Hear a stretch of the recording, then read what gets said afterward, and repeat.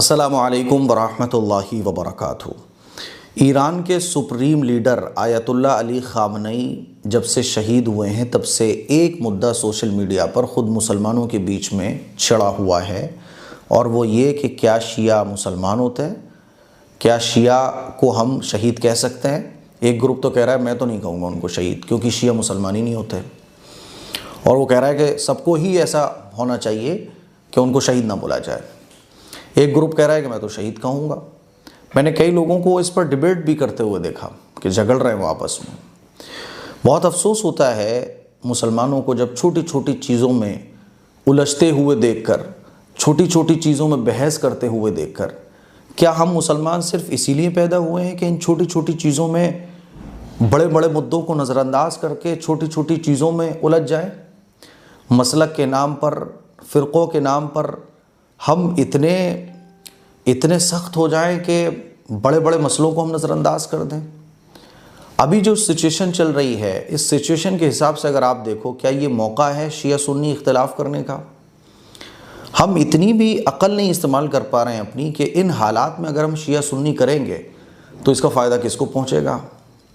और जो लोग मुसलमानों को लड़ाना चाहते हैं उनको तो बहुत खुशी होगी।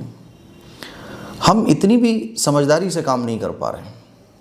ईरान पर इज़राइल और अमेरिका ने जो हमला किया, होना ये चाहिए कि मुसलमान नहीं बल्कि हर इंसाफ पसंद इंसान वो खड़ा हो और ये कहे कि ये गलत है, क्योंकि इज़राइल और अमेरिका ने जिस तरह से ईरान पर हमला किया है वो इंटरनेशनल लॉ के भी ख़िलाफ़, इंसानियत के भी ख़िलाफ़। 160 स्टूडेंट्स मारी गई। क्या कसूर था उनका?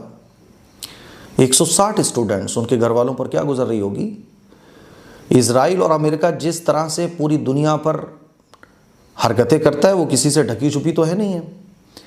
तो इंटरनेशनल लॉ के ख़िलाफ़, ह्यूमन राइट्स के ख़िलाफ़ और जुल्म और ज़्यादती के ख़िलाफ़ तो हर इंसान को सामने आके खड़ा होना चाहिए, ये देखे बगैर कि कौन हिंदू है, कौन मुसलमान है, कौन सिख, कौन ईसाई।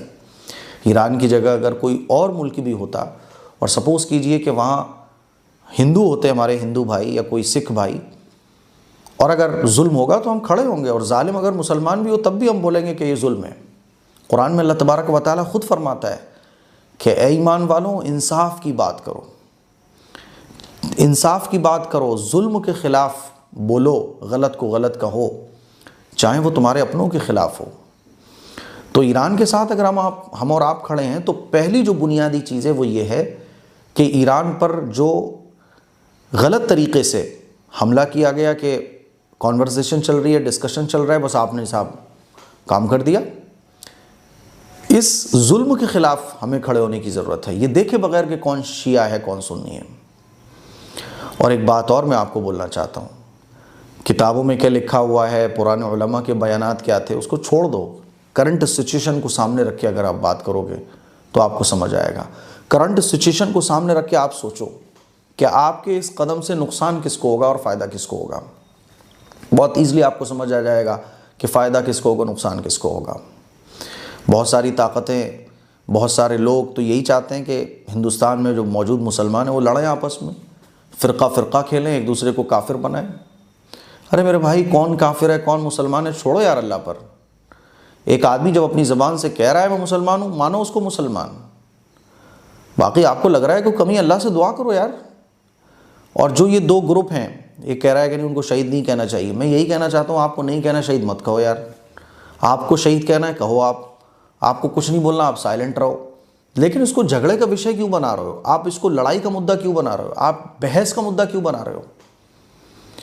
ये वक्त वो है कि हमें ईरान के साथ या ईरान की जगह कोई भी हो, मज़लूम के साथ खड़े होने की ज़रूरत होती है। और मज़लूम के साथ जब खड़ा हुआ जाता है तो ये नहीं देखा जाता कि वो किस धर्म का है। इसलिए ज़रूरत इस बात की है कि शिया हज़रात के साथ हम खड़े हैं, इस जुल्म में उनके कंधे से कंधा मिलाकर खड़े। हमारे मुल्क की पॉलिसी भी यही रही है।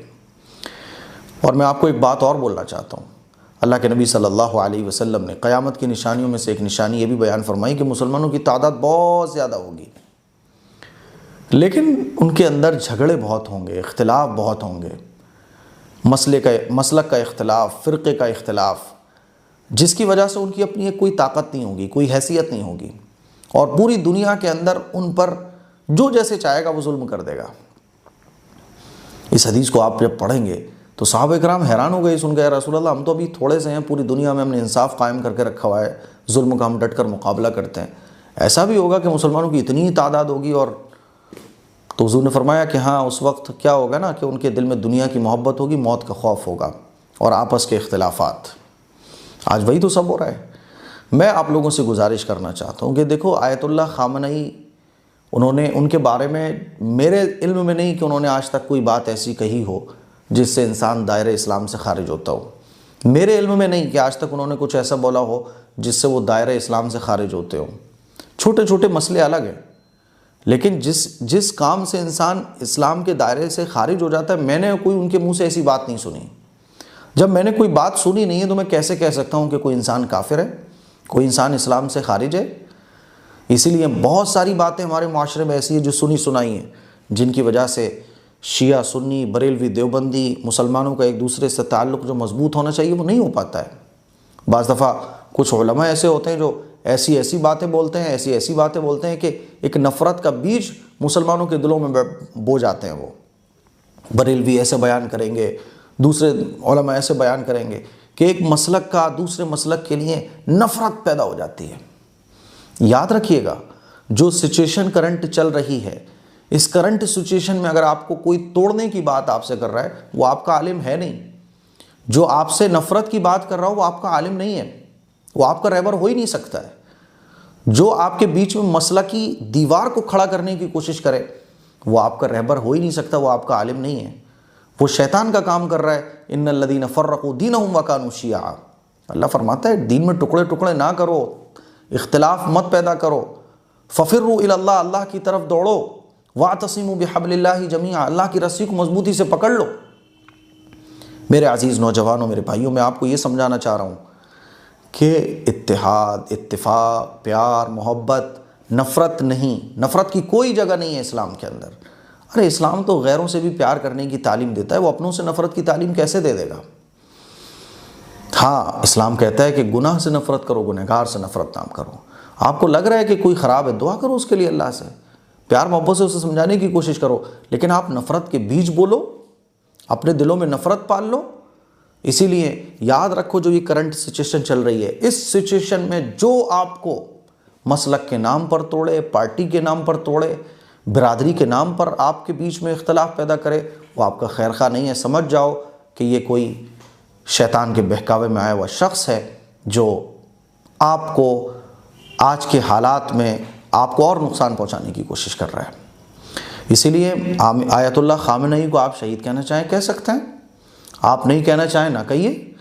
मैं तो ये कहता हूँ कि मैंने उनकी ज़बान से कोई कलिमा कुफ्र अभी तक नहीं सुना, कोई बात ऐसी नहीं सुनी। किताबों में क्या लिखा हुआ उसको छोड़ दो, वरना बरेलवियों की किताबों में बहुत कुछ लिखा हुआ है, देवबंदियों की किताबों में बहुत कुछ लिखा हुआ है। उन किताबों को बुनियाद बनाकर अगर आप सबको चुन चुन के देखोगे तो फिर हो गया काम। किताबों में क्या लिखा हुआ है छोड़ दो। अहले हदीस की किताबों में, शियों की, सुन्नियों की किताबों में तो इंसान की लिखी हुई किताबें ख़ता हो जाती है, गलती हो जाती है। कोई वही थोड़ी है, कोई कुरान थोड़ी है कि वो गलतियों से महफूज रहेगा। मेरे अजीज़ भाइयों, शायद मेरी ये बातें आपके दिल में उतर जाए। बहुत तकलीफ़ होती है कि इस सिचुएशन में भी झगड़ना, लड़ना, मसलक को इख्तिलाफ़ की बुनियाद बनाना। अल्लाह हम सब की हिफाजत फरमाए। मोहब्बत फैलाइए, नफ़रतों को ख़त्म कीजिए। एक मुसलमान दूसरे मुसलमान का भाई है, काम ख़त्म। और एक इंसान दूसरे इंसान से उसका इंसानियत का रिश्ता है। किसी इंसान पर जुल्म हो, एक इंसान खामोश रहे, पॉसिबल नहीं है। इसलिए इंसानों को चाहिए कि वो जुल्म के ख़िलाफ़ मुत्तहिद होकर आवाज़ बुलंद करें। मेरी बातें आपको समझ आई होंगी, इस क्लिप को शेयर करें। अस्सलामु अलैकुम व रहमतुल्लाहि व बरकातुहू।